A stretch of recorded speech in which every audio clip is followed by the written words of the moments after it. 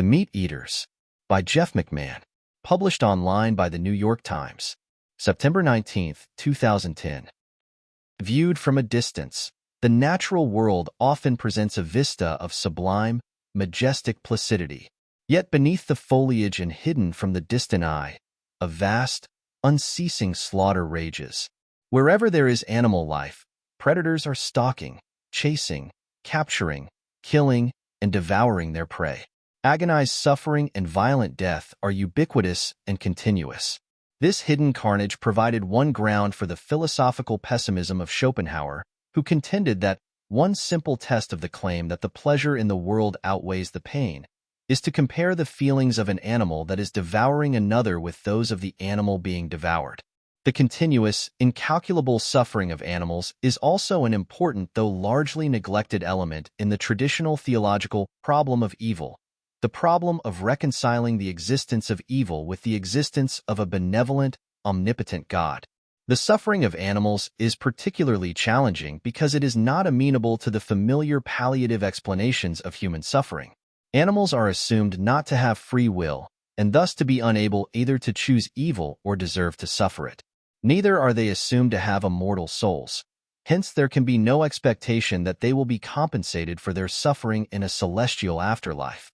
Nor do they appear to be conspicuously elevated or ennobled by the final suffering they endure in a predator's jaws. Theologians have had enough trouble explaining to their human flocks why a loving God permits them to suffer, but their labors will not be over even if they are finally able to justify the ways of God to man. For God must answer to animals as well. If I had been in a position to design and create a world, I would have tried to arrange for all conscious individuals to be able to survive without tormenting and killing other conscious individuals. I hope most other people would have done the same. Certainly this and related ideas have been entertained since human beings began to reflect on the fearful nature of their world. For example, when the prophet Isaiah, writing in the 8th century BC, sketched a few of the elements of his utopian vision. He began with people's abandonment of war. They shall beat their swords into plowshares, and their spears into pruning hooks. Nation shall not lift up sword against nation. But human beings would not be the only ones to change. Animals would join us in universal veganism. The wolf also shall dwell with the lamb, and the leopard shall lie down with the kid, and the calf and the young lion and the fatling together, and the little child shall lead them, and the cow and the bear shall feed. Their young ones shall lie down together, and the lion shall eat straw like the ox. Isaiah chapter 2 verse 4 and chapter 11 verses 6 through 7. Isaiah was, of course, looking to the future rather than indulging in whimsical fantasies of doing a better job of creation, and we should do the same. We should start by withdrawing our own participation in the mass orgy of preying and feeding upon the weak. Our own form of predation is of course more refined than those of other meat-eaters, who must capture their prey and tear it apart as it struggles to escape. We instead employ professionals to breed our prey in captivity and prepare their bodies for us behind a veil of propriety, so that our sensibilities are spared the recognition that we too are predators, red in tooth if not in claw, though some of us, for reasons I have never understood, do go to the trouble to paint their vestigial claws a sanguinary hue. The reality behind the veil is, however, far worse than that in the natural world. Our factory farms, which supply most of the meat and eggs consumed in developed societies, inflict a lifetime of misery and torment on our prey, in contrast to the relatively brief agonies endured by the victims of predators in the wild. From the moral perspective, there is nothing that can plausibly be said in defense of this practice. To be entitled to regard ourselves as civilized, we must, like Isaiah's morally reformed lion, eat straw like the ox, or at least the moral equivalent of straw. But ought we to go further? Suppose that we could arrange the gradual extinction of carnivorous species, replacing them with new herbivorous ones. Or suppose that we could intervene genetically, so that currently carnivorous species would gradually evolve into herbivorous ones, thereby fulfilling Isaiah's prophecy. If we could bring about the end of predation by one or the other of these means at little cost to ourselves, ought we to do it? I concede, of course, that it would be unwise to attempt any such change given the current state of our scientific understanding. Our ignorance of the potential ramifications of our interventions in the natural world remains profound. Efforts to eliminate certain species and create new ones would have many unforeseeable and potentially catastrophic effects. Perhaps one of the more benign scenarios is that action to reduce predation would create a Malthusian dystopia in the animal world, with higher birth rates among herbivores, overcrowding, and insufficient resources to sustain the larger populations. Instead of being killed quickly by predators, the members of species that once were prey would die slowly, painfully, and in greater numbers from starvation and disease. Yet our relentless efforts to increase individual wealth and power are already causing massive, precipitate changes in the natural world. Many thousands of animal species either have been or are being driven to extinction as a side effect of our activities. Knowing this, we have thus far been largely unwilling even to moderate our rapacity to mitigate these effects.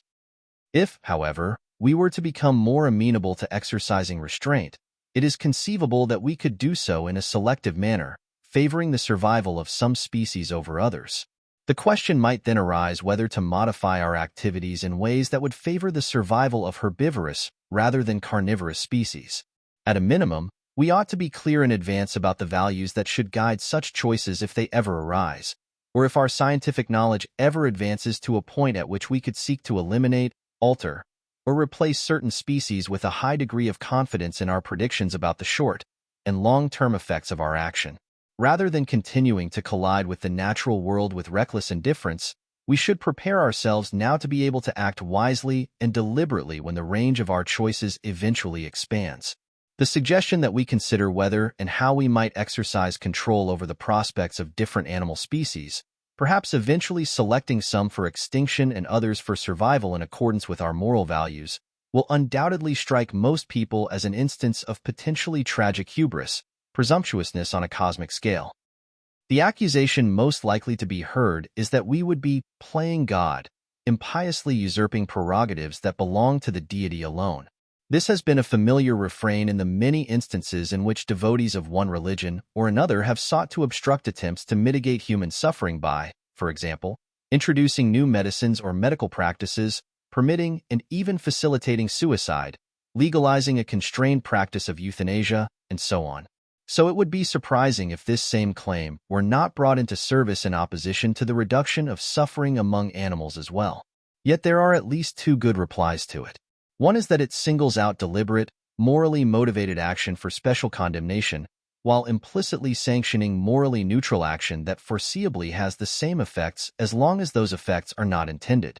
One plays God, for example, if one administers a lethal injection to a patient at her own request in order to end her agony, but not if one gives her a largely ineffective analgesic only to mitigate the agony, though knowing that it will kill her as a side effect. But it is hard to believe that any self-respecting deity would be impressed by the distinction. If the first act encroaches on divine prerogatives, the second does as well. The second response to the accusation of playing God is simple and decisive. It is that there is no deity whose prerogatives we might usurp. To the extent that these matters are up to anyone, they are up to us alone. Since it is too late to prevent human action from affecting the prospects for survival of many animal species, we ought to guide and control the effects of our action to the greatest extent we can in order to bring about the morally best, or least bad, outcomes that remain possible. Another equally unpersuasive objection to the suggestion that we ought to eliminate carnivorism if we could do so without major ecological disruption is that this would be against nature. This slogan also has a long history of deployment in crusades to ensure that human cultures remain primitive. And like the appeal to the sovereignty of a deity, it too presupposes an indefensible metaphysics. Nature is not a purposive agent, much less a wise one. There is no reason to suppose that a species has special sanctity simply because it arose in the natural process of evolution. Many people believe that what happens among animals in the wild is not our responsibility, and indeed that what they do among themselves is none of our business.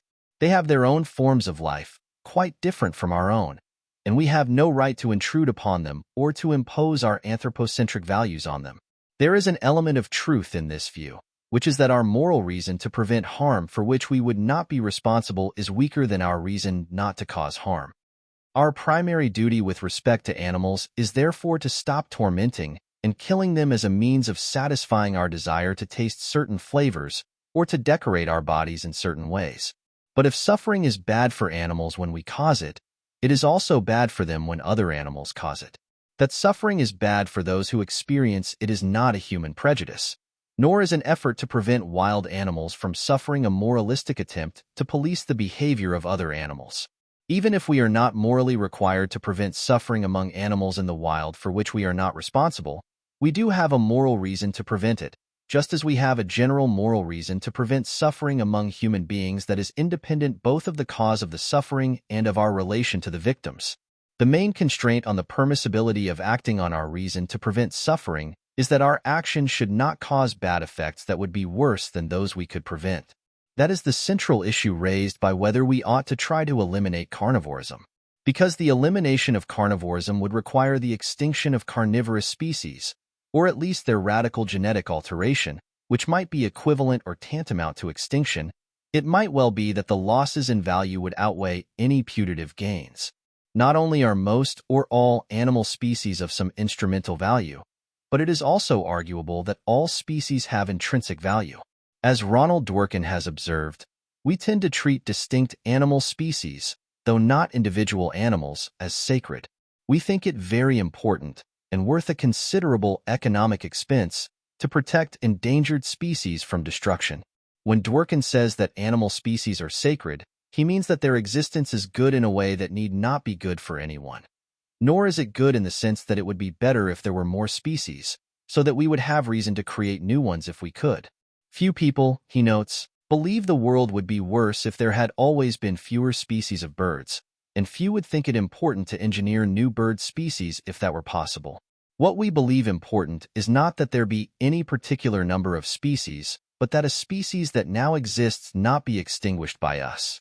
The intrinsic value of individual species is thus quite distinct from the value of species diversity.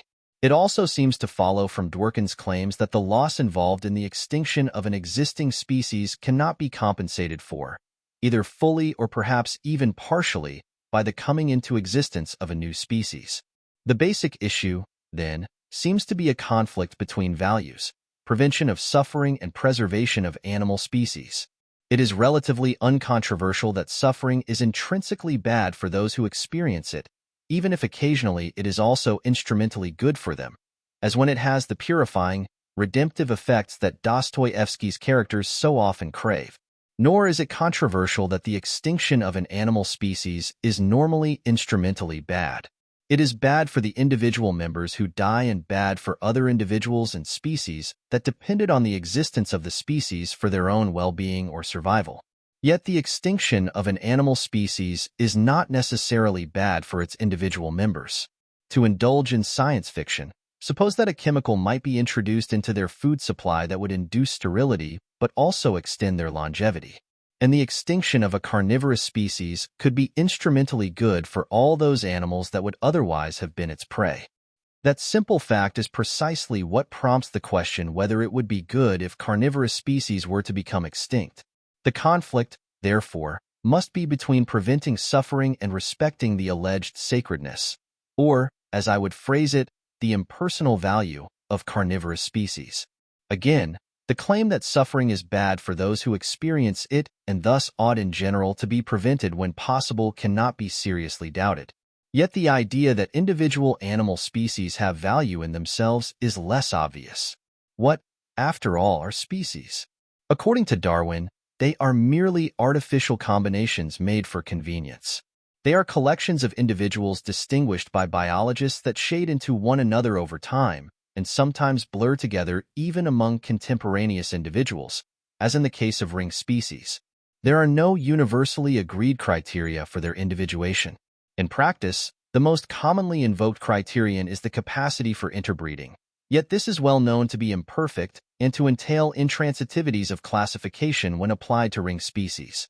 Nor has it ever been satisfactorily explained why a special sort of value should inhere in a collection of individuals simply by virtue of their ability to produce fertile offspring. If it is good, as I think it is, that animal life should continue, then it is instrumentally good that some animals can breed with one another. But I can see no reason to suppose that donkeys, as a group, have a special impersonal value that mules lack. Even if animal species did have impersonal value, it would not follow that they were irreplaceable. Since animals first appeared on Earth, an indefinite number of species have become extinct while an indefinite number of new species have arisen. If the appearance of new species cannot make up for the extinction of others, and if the Earth could not simultaneously sustain all the species that have ever existed, it seems that it would have been better if the earliest species had never become extinct, with the consequence that the later ones would never have existed. But few of us, with our high regard for our own species, are likely to embrace that implication. Here, then, is where matters stand thus far. It would be good to prevent the vast suffering and countless violent deaths caused by predation. There is therefore one reason to think that it would be instrumentally good if predatory animal species were to become extinct and be replaced by new herbivorous species, provided that this could occur without ecological upheaval involving more harm than would be prevented by the end of predation. The claim that existing animal species are sacred or irreplaceable is subverted by the moral irrelevance of the criteria for individuating animal species. I am therefore inclined to embrace the heretical conclusion that we have reason to desire the extinction of all carnivorous species, and I await the usual fate of heretics when this article is open to comment.